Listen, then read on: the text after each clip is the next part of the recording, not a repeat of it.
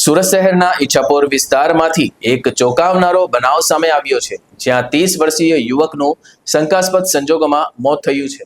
મૃતક યુવકનું નામ રામ રતન હોવાનું જણાયું છે, જે ભાઠા ગામનો રહેવાસી હતો।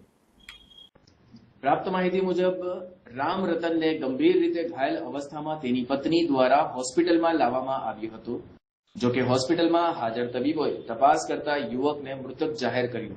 યુવકના શરીર પર 3 જેટલી ગંભીર ઇજાઓ જોવા મળી છે, જેને સમગ્ર ઘટનાને વધુ શંકાસ્પદ બનાવી છે। બનાવ અંગે મળતી માહિતી મુજબ મૃતક યુવકની તેની પત્ની સાથે કોઈ બાબતે બોલાચાલી થઈ હતી। આ બોલાચાલી બાદ જ યુવકને લોહી લુહાણ હાલતમાં પત્ની દ્વારા હોસ્પિટલ લાવવામાં આવ્યો હતો। જો કે બોલાચાલીના કારણ અને ઇજાઓ કેવી રીતે થઈ તે બાબતે હજુ સ્પષ્ટ થઈ શકતી નથી।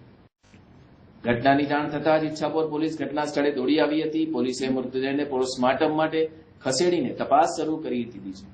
પોલીસ અધિકારીઓનું કહેવું છે કે પીએમ રિપોર્ટ આવ્યા બાદ પોતાના મોતનું સાચું કારણ જાણી શકાશે।